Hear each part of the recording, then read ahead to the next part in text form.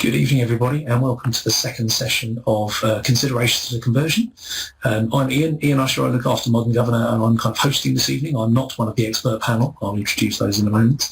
We're looking at timescales in the light of the white paper, or its absence, or its demise, or its kind of dead parrot status.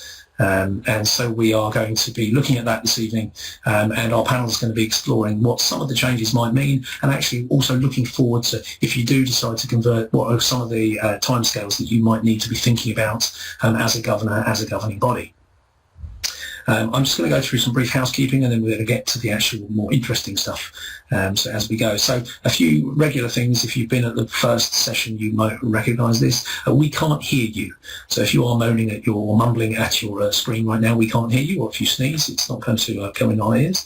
And video might pause. It's quite possible, for example, like I'm going to now, that the video might pause for some reason. But don't panic, we're still here, and we will still be around. If for some reason your connection goes, just come straight back in, simply log back in, we'll still be here, and the session is being recorded. If your family, or if there's lots of internet use in your house at the moment, suddenly everyone is using Netflix or something like that, you might want to ask them maybe to step away from that for a little while if it looks like your connection is getting a bit slow. It does happen sometimes, depending on your internet connection at home. We will try and make the recording of this as available as soon as possible. I will do my utmost to get it as soon as we can. We're trying to conduct ourselves as we would in a governing body meeting, which means that it's about being respectful, about listening to other people's opinions, or we kind of have to say it at the start. And if you've got a question as we go along and it's not one of the burning questions, then do preface it with a Q, and you might direct it at one of our guest experts. Or if it's just a general question, you don't have to put their name there, but it just helps to focus on who you'd like to answer it once we've introduced everybody in a moment. We will have some brief presentations, and then we're going to spend a lot of time hopefully answering questions and going through that.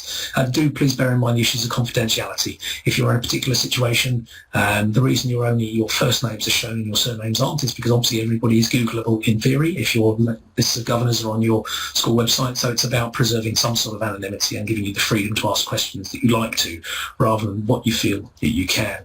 So tonight's presenters are the same as from the first session. Christine Bayliss is the founder and director of CBEX, which is an education consultancy and does a lot of work with academisation and also free school bids as well. And we'll be kind of leading the, if you like, philosophical side of things this evening. Michelle Gray is an education partner at Berg and supports a lot of schools. Berg support a lot of schools with the process of academisation and what happens in terms of the legal and the property and the HR and those sorts of things. And Karen Ray is director at Armstrong Watson and will be looking at the financial side of things with us this evening. So if you've got particular questions around one of those areas, then do maybe preface it with their first name, and as we go, we will work through that. So I'm going to hand over now to Christine, who is going to lead us off through the first session. I will pause my camera, and Christine, all yours. Okay. Well, good evening, everyone. Now, before we move on to talking about timescales for conversion, I'm just going to spend a few minutes talking about the implications for maintained schools around the government's withdrawal of the white paper. Now, we know that academy conversions are down quite dramatically. We know that from our work with multi-academy trusts, that the number of maintained schools who are asking to join multi-academy trusts is way down. And we think the drop-off in the numbers is related to, first of all, the abandonment of those key pledges in the white paper. If you remember, Nicky Morgan made an announcement back in the spring to say that they wouldn't be forced to academisation, and we think that the recent announcement around the withdrawal of the white paper means that schools are actually going away thinking that academisation is a sort of thing of the past and won't happen. But we think that actually the government is not going to give up on its goal of full academisation. it costs an awful lot of money to run two funding systems through the Education Funding Agency and through local authorities, and we think that eventually will mean that they'll want to move to a single system. Although, obviously forcing people to do that is not on the current agenda. So for maintained schools, our view is that you need to make a sort of reasonable, regular appraisal or assessment about whether academisation is right for you. And I'm just going to talk for a couple of minutes about what that might look like. And at CBEX, we've come up with a SWOT analysis to identify strengths, weaknesses, opportunities and threats, and give you a bit of a picture about what your options are and what you should possibly do. And when you're doing your SWOT analysis, there's an analysis of 4 key areas, 4 key criteria. 2 are internal and 2 are external. Now, the first internal one is around academic standards, and obviously we all know that if your school is deemed to be coasting, or you go into a category, that could mean intervention. So you need to have a realistic assessment of where your standards are. It may be that you've got a particularly outstanding area of performance, in which case you could be asking yourself what you can do to improve your the standards of education in your local area. So there's sort of opportunities and strengths there that you could note. In terms of internal, the other internal criteria, we talk about resources, and obviously finances is a big issue. You've got to assess whether you've got a strong financial position. Have you been salting away a little bit of money to hold back? We know that when the cuts come next year to some of the grants, that schools are going to be under a lot of pressure, and we've recently seen at one of the recent conferences that that small schools are seen as not being financially viable. So you need to sort of assess really where you are in terms of finances and human resources. I think it's really important to look at your school. Are you looking, or will you be looking in the sort of next 2 to 5, 6 years to replace your head teacher or another member of your senior management team? And in which case, do you want to be able to offer a candidate, or when you're doing your job description, that opportunity to possibly join an academy, or an academy that's leading a MAT? So again, those sorts of assessments are really important.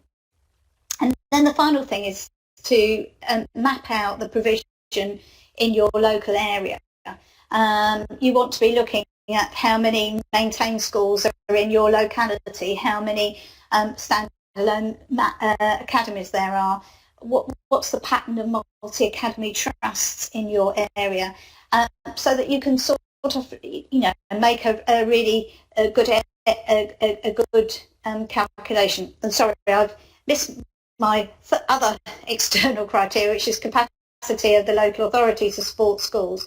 We all know that schools, some local authorities are actively persuading their schools to become academies. They're withdrawing from schools for sport. Other local authorities are taking a different attitude. I noticed that one of our people is, one of our participants tonight comes from Bath.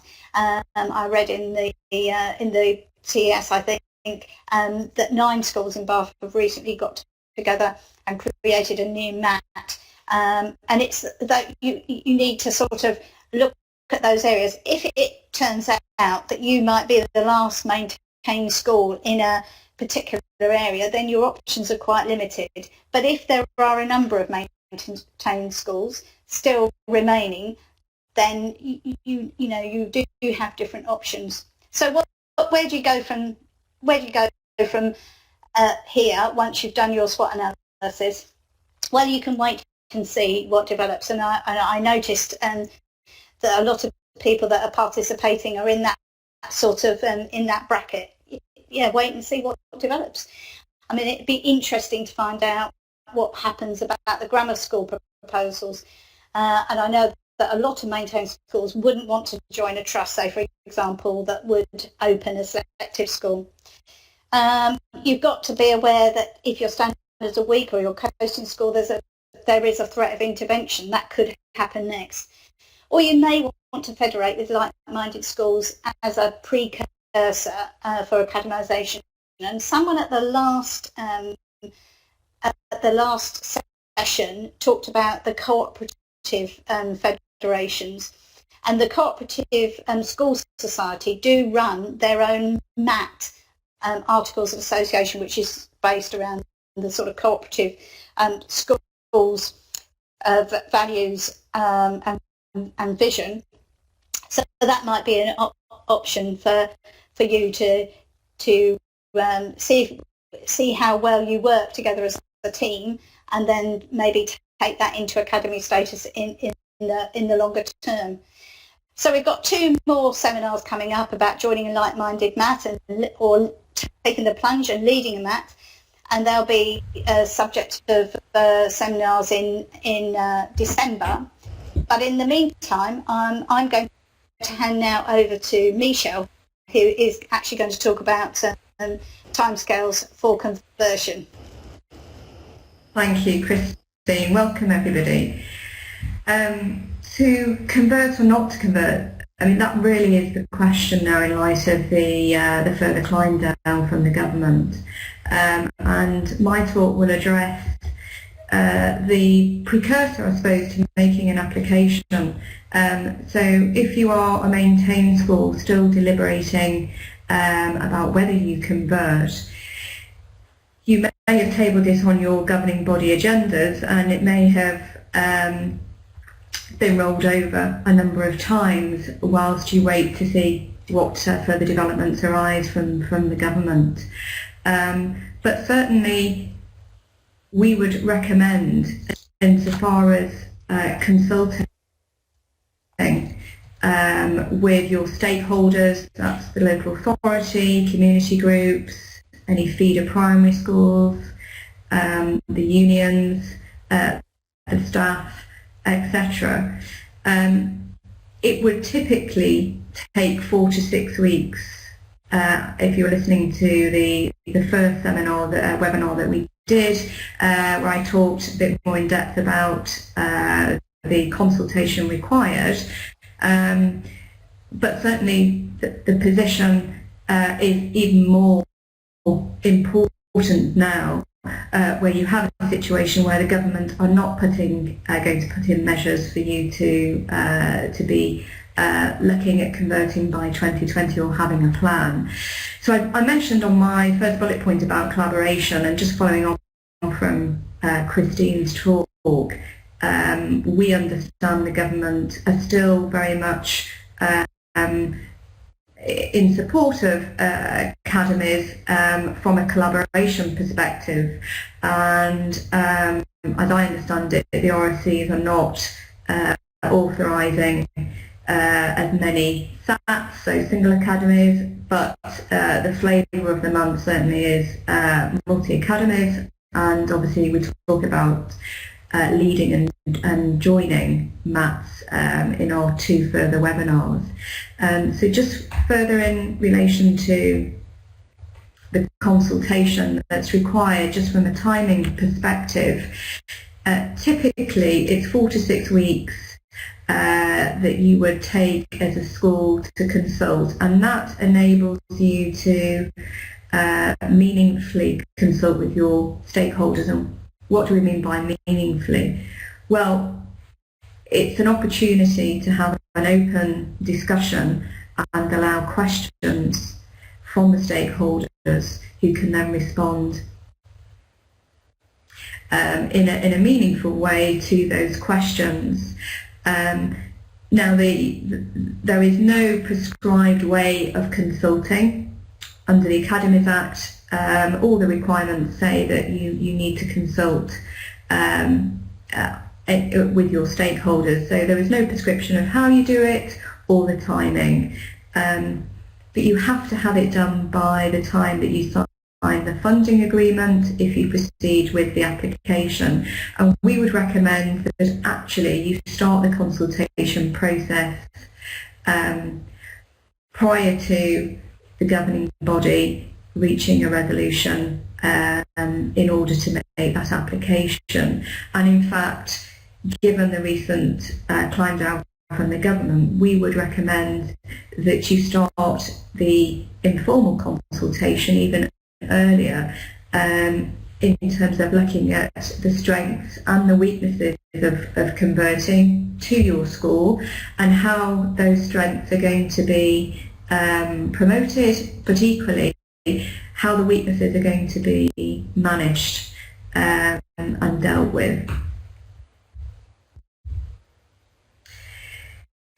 So from a sort of holistic perspective, from putting or registering your interest with the DFE to applying to actually reopening as an academy, the process tends to take between 4 to 5 months from registering. It can be longer if you have, if there are PFI involved, funding arrangements which can make it more complicated.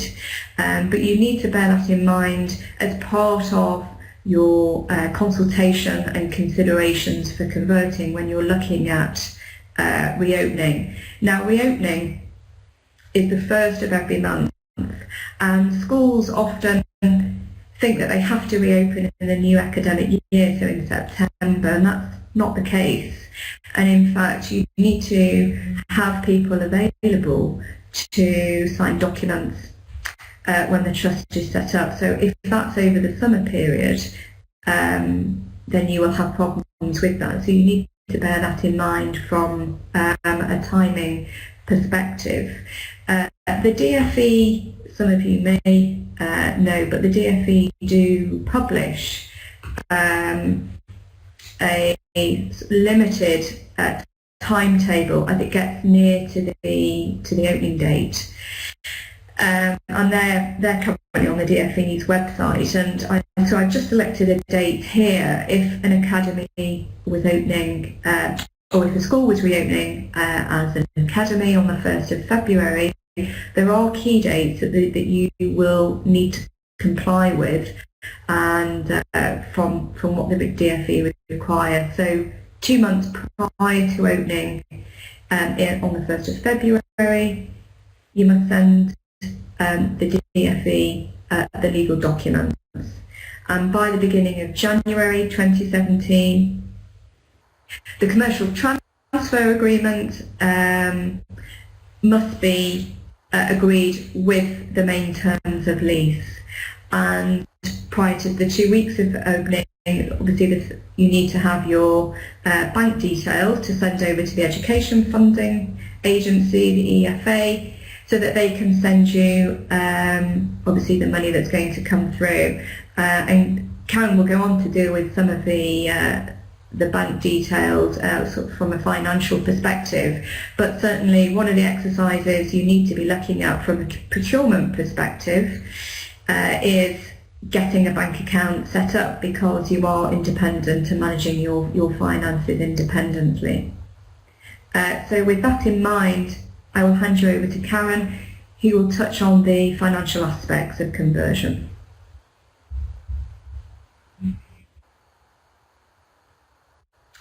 Well, good evening everybody, and thanks very much Michelle for talking about the kind of process leading up to conversion. I think in general the kind of conversations that I've had with some other governors recently is that although the white paper has in effect remove the forcing of conversion. I think it's still very much on local schools' agendas, and they're still very much thinking about what may happen in the future. And certainly my presentation today is actually looking at where you are now and potentially where you may need to be in due course, really. So what I thought I'd cover today is looking at the current state of your finances. So where are you at the moment in terms of your day-to-day budgets and your financial figures? Actually being ready, being prepared, so if you do decide to make that decision, what do you have to think about?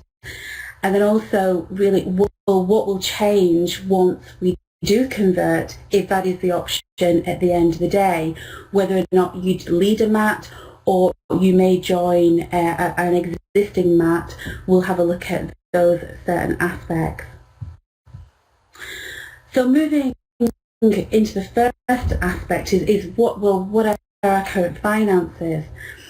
As a local authority school, we generally record our income and expenditures and send that off to local authority. But realistically, where actually are we on the position of our budget? Now, there's a return that normally gets sent to local authority, but most of the time that really doesn't give the full position of the school. It's very much a cash basis. So looking at our current position, what is the actual income that comes into the school, and what is the expenditure, and what is that bottom line at the end of a financial period? That will give you an indication of whether or not you are currently managing those finances quite well, and therefore moving forward what kind of position the school may be. The downside of that is within the local authorities, obviously there are some costs that you just won't be aware of that are normally part of what's known as the Education Services Grant that academy schools now receive, but in effect the local authority schools almost receive those services from local authority but don't necessarily get the individual invoices to cover those aspects. So there may be certain costs that are unrecognisable in your current state. But moving forward, we need to also think about our cash flow. So the timing of when monies come in, will we have sufficient money if we were to stand alone to be able to pay for our future costs? So it's worthwhile that the finance managers, even at this early stage, start preparing budgets and looking at the patterns that occur within the schools in terms of the monies that are coming in and also the expenditures that you incur. You also have to have a look at, well, what are the plans for our school going forward? You know, the governors are responsible for the strategic direction of that school. You know, and it may be, as Christine said, looking at the local kind of position and actually what will the school role look like in 2 to 5 years? What impact will that have actually on our school? Will we have to do something as a school to either enhance classroom sizes, for example, or even, you know, expand the school to be able to take on new pupils at certain points? So it is also looking at what will happen to our school and how we will actually get there in the future. Now, capital development has been probably a bit of a troubled area with local authorities because we know an awful lot of schools don't have the kind of repair and refurbishment program that in an ideal situation you would have. So the question is, in the future, what capital spend may the school have, you know, in terms of, you know, a new gym or, you know, expansion? We have to look at actually how is that going to be financed? Because as we stand, it is unlikely that local authorities will have that funding in place to actually start working on those projects in the future. So it may be that they need to come from the Department of Education pot in the first place to expand that school. I then thought I'd have a look at, well, if we are thinking about converting, let's be prepared. What would we need as a school to actually help us make those decisions in the long term? Well, an academy school has a responsibility to report to the Education Funding Agency on an annual basis in terms of its budget. And most schools have to follow guidance within what's called an Academy's Financial Handbook, and we touched upon that in the very first webinar. But what I would say is, if you are considering moving to or becoming a MAT or converting, then start that process of having a 3-year rolling budget and cash flow projection. That will allow you to actually develop the pattern of income and expenditures and looking at the value of potentially your school that you will understand, and that the governors can make informed decisions based on that information. Of course, there are some costs of conversion. If you become a sponsor, obviously you do receive a grant of £25,000 to actually work as a sponsor within the Academy and MAT system. But at the moment, on conversion, there are 2 aspects which are really highlighting for schools to think about. Is at the moment, what does the local authority in terms of funding hold after the years that you have been part of the local authority? And generally you're looking for a surplus to be there to allow you to transfer that balance into the academy in the first year. Those balances allow you then to have a cushion to in effect get you going on the academy financial ladder. The second one is the local government pension scheme. Now, as a local authority school, you won't actually know what the overall liability of your school is before you convert. Now, unfortunately, these figures are quite sizable when obviously those figures are worked out by an actuary. And it can be quite a shock to governors to appreciate that you're taking on quite a sizable liability. The crucial thing there, though, is that those liabilities are not a true liability in terms of that you have to physically pay that liability. But what you do have to ensure is that the school has sufficient funds to pay the pension contributions as they fall due, and also any deficit funding payments that might arise. So there's 2 particular areas that working with the council ahead of time will give you those figures. Of course, you'll be taking on new financial responsibilities if you do convert, and that's sometimes an unusual area for business managers and the finance team to undertake.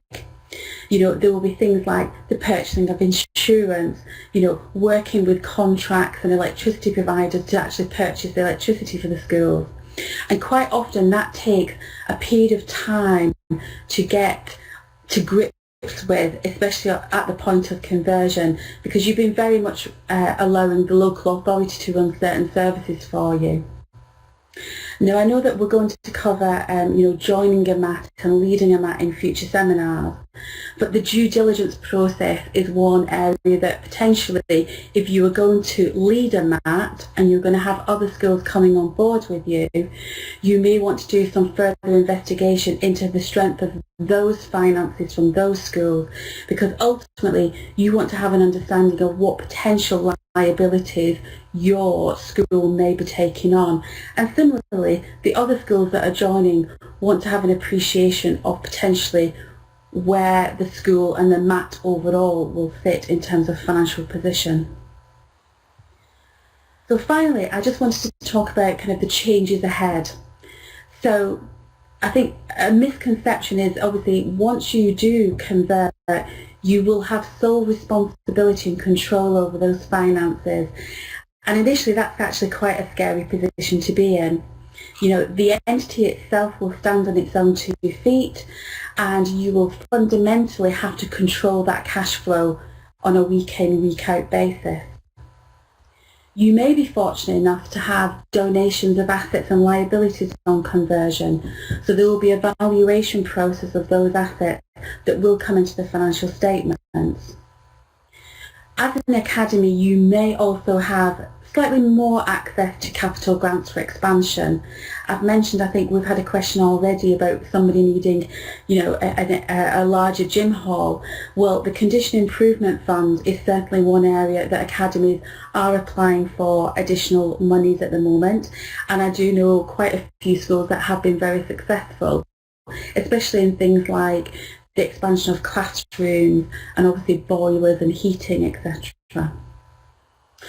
The one thing that is a little bit different with an academy in that you will have a scheme of delegation, so there are certain levels of authority in which that the spend that you have as a school will be quite limited, and I think we'll probably touch upon that scheme of delegation in future seminars. But finally, what it will give you is, as an academy, you can look to try and generate more sources of income. And this is where potentially, if you have very good skills within your school, you may have the opportunities to actually sell your skills to other schools in the area, not only increasing income within your school, but obviously showing or demonstrating in the local area that you have that expertise in that area. And similarly, you will also have flexibility and control of your assets. So it may be within the local authority, they don't want you to open the hall at night, and rent it out. But as a standalone academy or as part of a MAC, you may have the opportunity then to actually rent those premises in the evening to generate more income.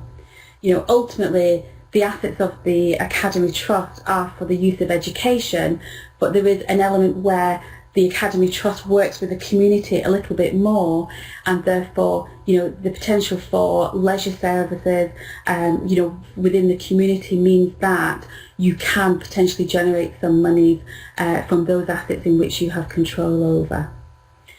So a lot of things to think about from a financial perspective, and I know that we're going to cover those in future seminars as well, in terms of if you were to take control of a MAT, or in effect if you're going to join a MAT. So I'll now hand you back over to Ian, and I think we're going to cover quite a few questions tonight. Yes, I think we are. So we're just going to change the layout slightly. Thank you for all the questions as we've gone. What I'm going to do is I'm just going to pull this over here. We'll change the layout slightly so we have a little bit more of a first among equals thing. And Michelle, if you could maybe start your camera again, that would be great. And right, so we got a bucket load of questions, as we always have. So what I'll do is let me see if I can just squeeze this up a bit, and we'll maybe make a bit more room for the questions. I don't know, maybe we'll do a round robin.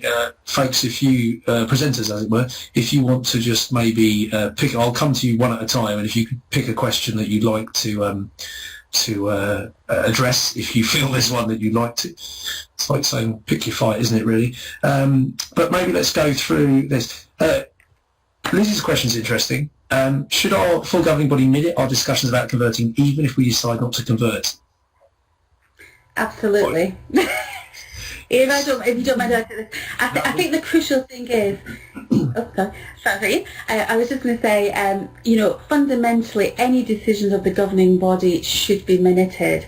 I think that actually demonstrates the actual good governance overall, and certainly, having that kind of discussion and making sure it is fully documented will stand you in good stead in the future if anything is queried from, third parties. Yeah, so just to add to that, Karen, I'd echo that, and also it's consistent with the letter and the spirit of the consultation of the Academies Act. So you're evidencing the fact that you've gone through that step even prior to registering your interest. So it is vital that's minuted. Christine, Mark, I guess Christine and Karen, possibly Mark has a question. Is there an inevitability that LA funding is going to be throttled to force academisation? As in, if you turn the tap off, people will have to drink from the Academy's fountain, as it were. That's a rubbish analogy, but you know what I mean. Yeah. Christine, I think you're muted. I'll just unmute you. There we go. I was going to say, I think that is the route actually by which the government will, if you like, chivvy and maintain schools towards academy status, because we know that the Education Services Grant, which is the grant that academies get and at the moment local authorities get, is going to be cut back next year for local authorities, and it's a severe cutback, and we already know that some local authorities have made a lot of staff redundant, and they're withdrawing from the school support market, and maintained schools are having to sort of buy in services in almost the same way that you would have to do as an academy. Inevitably, ultimately, I think schools will sort of look, we haven't got the support of our local authority. We need to, come together with like-minded schools and form our own MAT. And I think that's what will happen. Yeah, I completely agree, Christine. I think the kind of the funding with the local authority is most definitely being constrained at the moment. There are issues over the refurbishment programme of schools, and as a governing body, you would potentially have to make that decision based on actually the if you like, the quality of the school moving forward.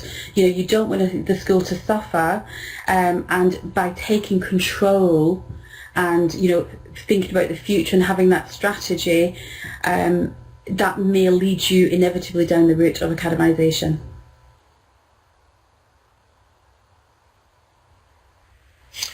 Nicholas has got a question down the bottom of the list. Sorry. Yeah.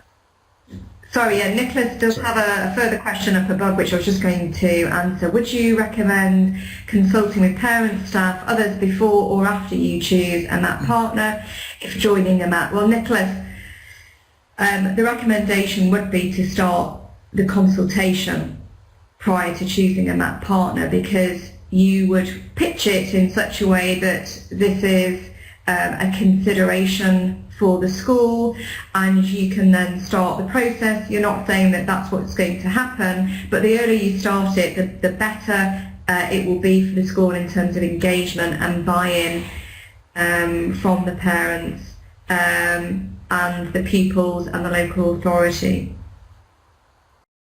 I'm a big fan of consultations and getting stakeholder buy-in.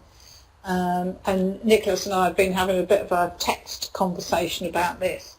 You could in effect do a sort of two-stage consultation. The first one looking at the various different options, which you then ask your stakeholders about, and then once you've established where you're going and your joint vision, then you could perhaps run the second stage of your consultation.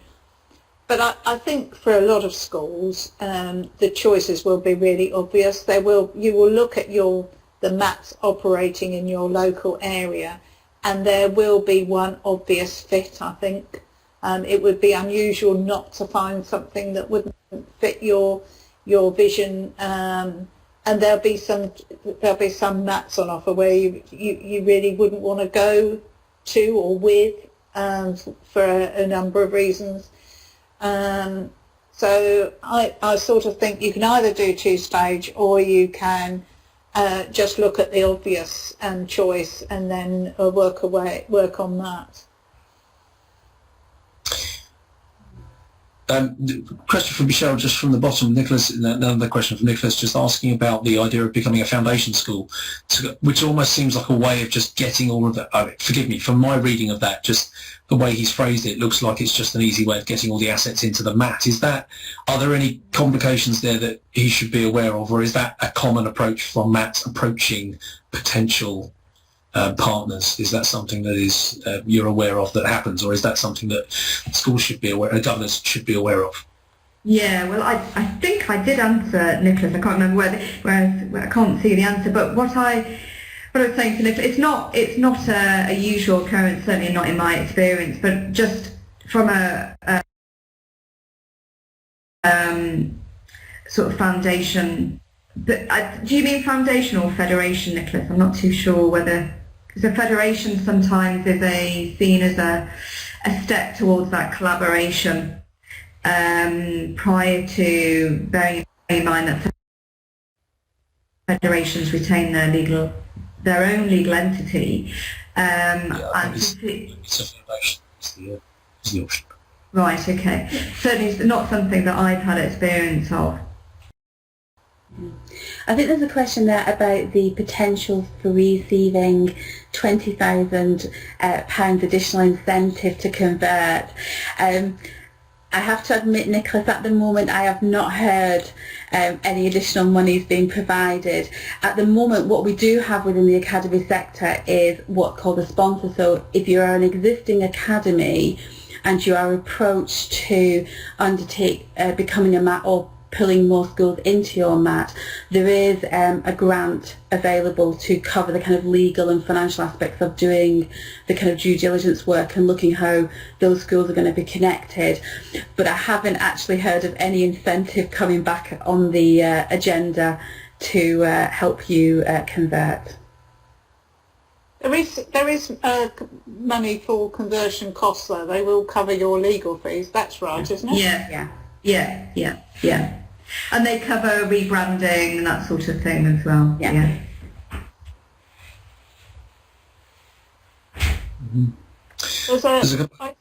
I spotted a question coming up about the number of schools in new MATs and how new MATs are going to be big. I don't know which. It says our regional schools commission has suggested 50 plus. I think I'm not sure where that's come from, but I know that if you're setting up a brand new MAT, that Sir David Carter wants those to start off quite small scale, and so if you look on the internet or the web, there's some really good guidance about starting off your own MAT, small scale, and then how you grow from sort of 4 or 5 to 10, and then from 10 to maybe bigger.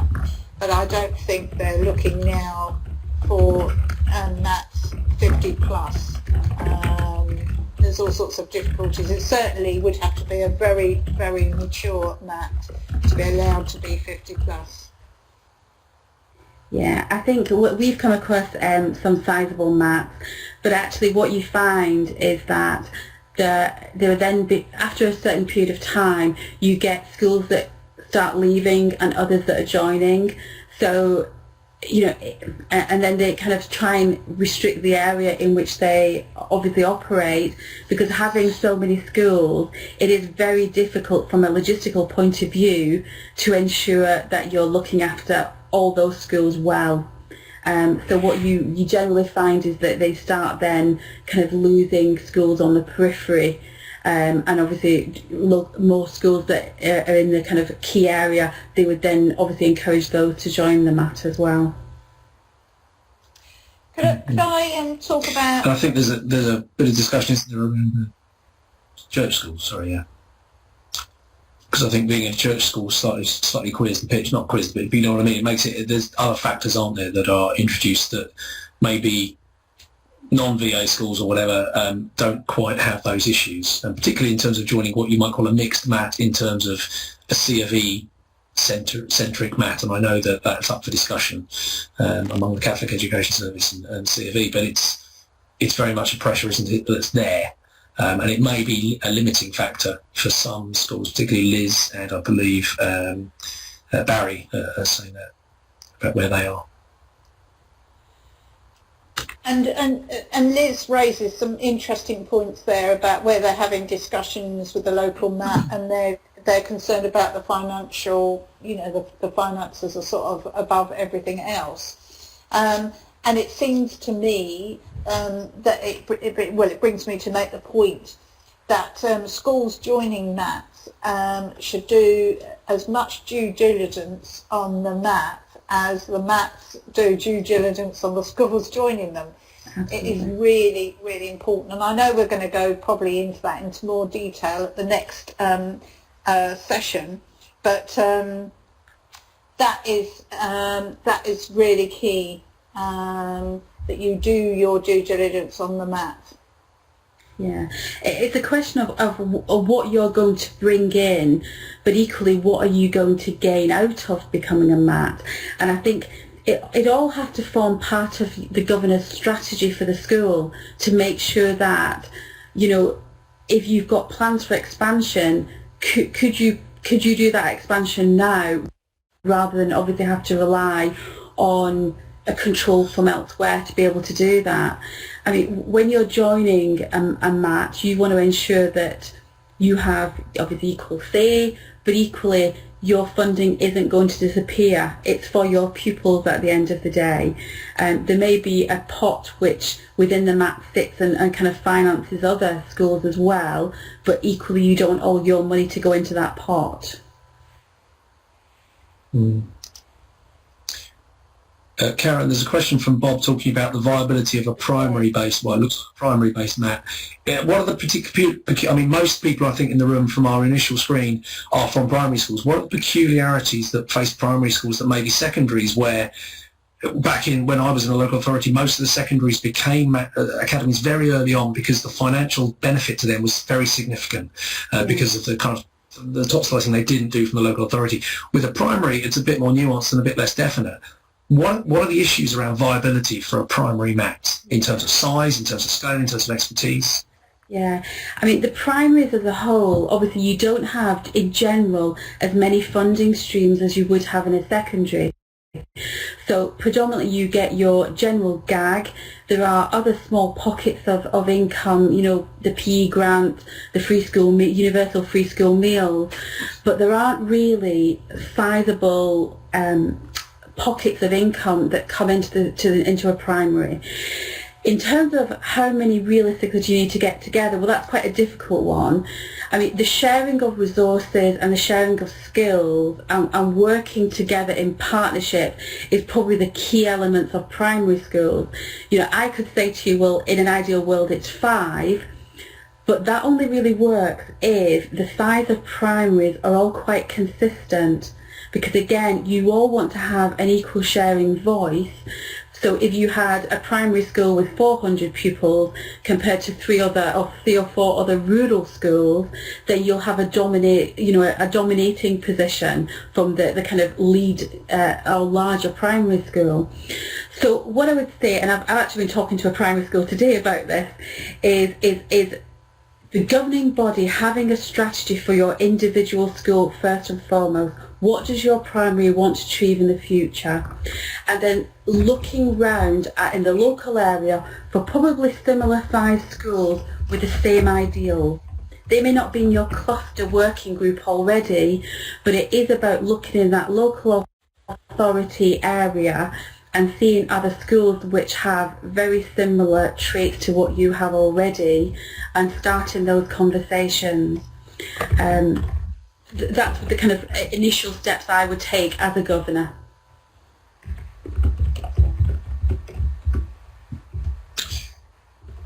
And Christine, are you able to... Claire's question at the end there. Oh, right, okay. Just to add a little bit onto Sarah, the question about the primary schools setting up their own MAT. I think Karen's advice is absolutely key, and again it sort of goes back to my mapping exercise to see what you've got in the area, and that would be one of the things you would look at, the size of your primaries. I think there is a number of pupils that you're looking, you know, that the Regional Schools Commissioners sort of talk about in terms of financial viability, and you want to take account of that.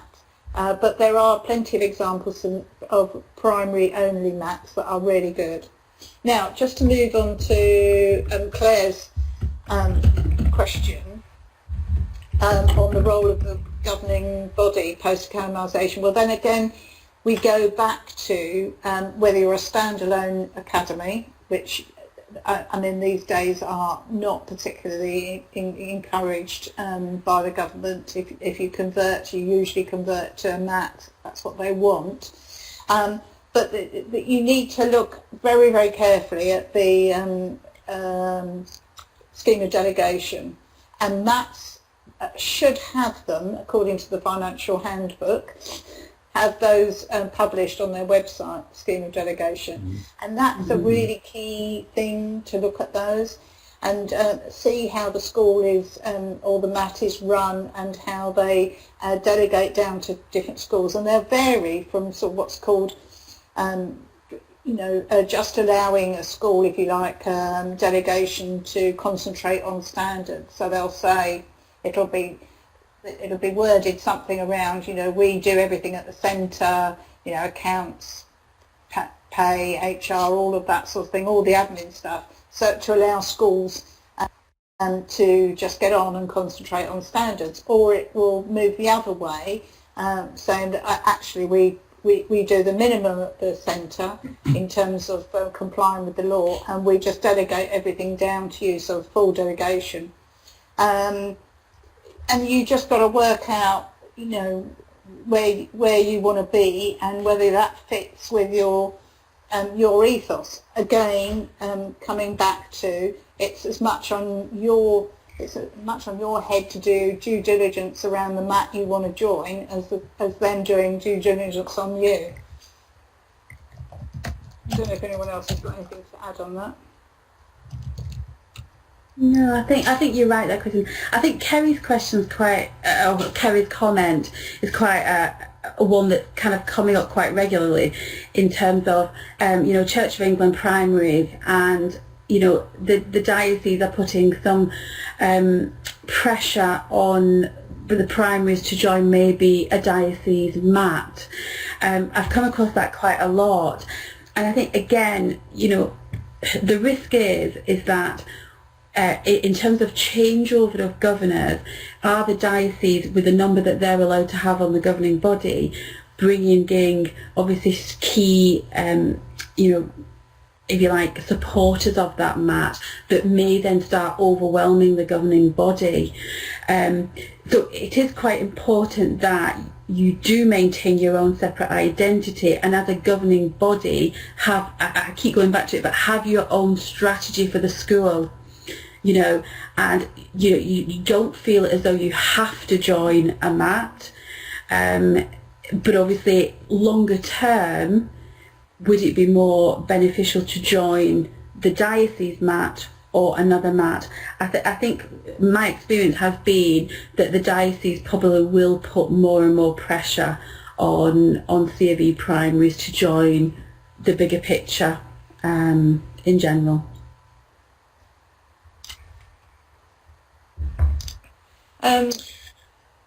Lynn asked a sort of question about statutory powers. I don't know if Nisha wants to comment on that, but I think the statutory powers are with the academy trustees once they set up, as opposed to the local governors. But you'll probably the issue.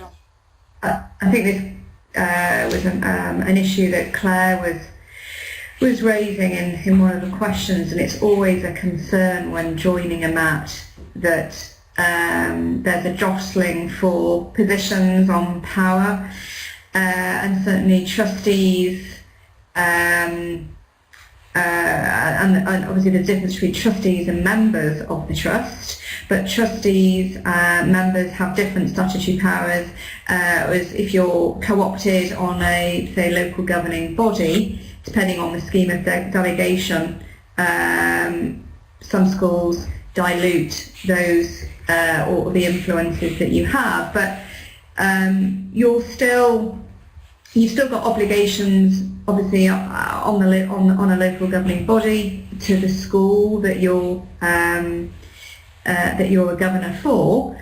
They're just slightly different. Mm-hmm.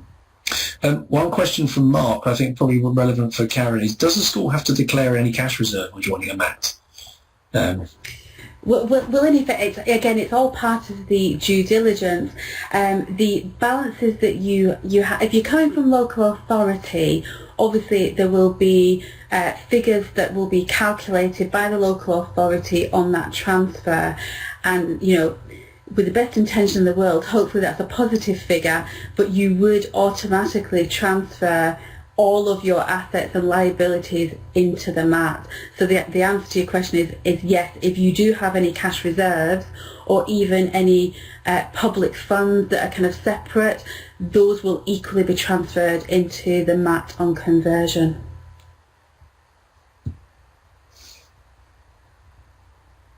Okay, I think we've got about 5 minutes left, and it's always nice to finish early, give you some 3 minutes of your life back or whatever. But thank you ever so much for taking part. What I'm going to do is just switch back to a slightly different layout. And we'll come back to here. And just outline where we're going to go from now. So the next sessions has been alluded to, and I think Christine mentioned them in her slides.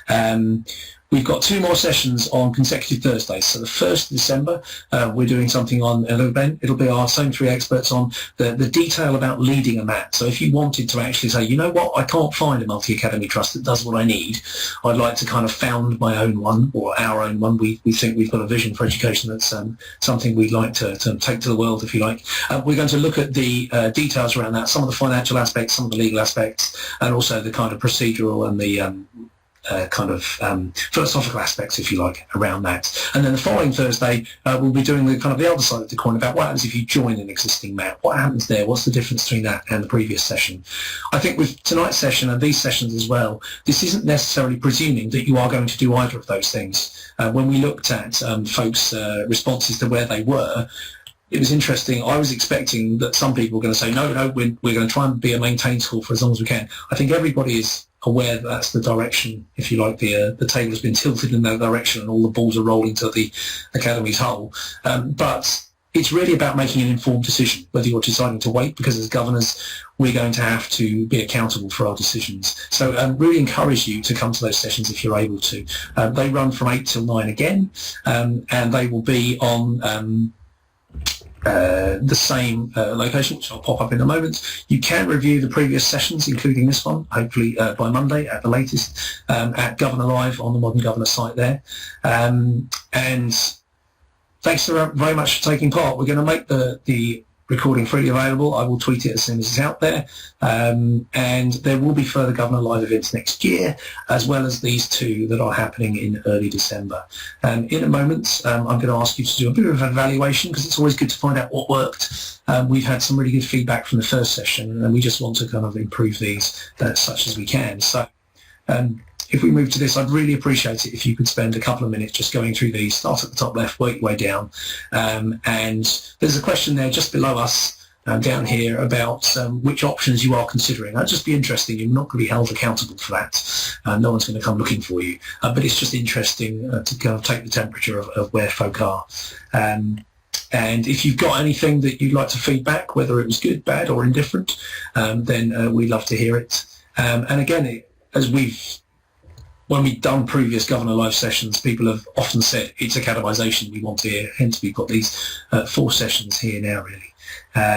But if you've got a couple of minutes before we're going to finish the recording, but if you'd just like to work your way through those questions, that would be really, really helpful. And again, if you've got any further comments, then you can put them in the public discussion box just below down here. He's pointing in the general direction. But thank you ever so much for your time. We appreciate that Thursday nights you may well have better things to do. And if you're watching the recording, thanks for taking the time to watch this back. But yeah, any questions, keep going. Christine, Karen and Michelle's email addresses are in the slides. Someone did ask about the slides, and I will make those available as part of the blog post, as I did reviewing this, as I did in the previous one, where all of the, I think the slides were there as images, so you can take those if you want. And yeah, so we'll just leave this as we are, and I will stop the recording now, and we will hopefully see you again soon. And if you just want to keep answering away, you're welcome to, and then I will remove you from the room shortly in a couple of minutes. Please don't take it personally. It's just because we need a gentle way to encourage people to leave the room, and then you are welcome to go back to the rest of your lives, and the recording will be out soon. So thanks ever so much for attending.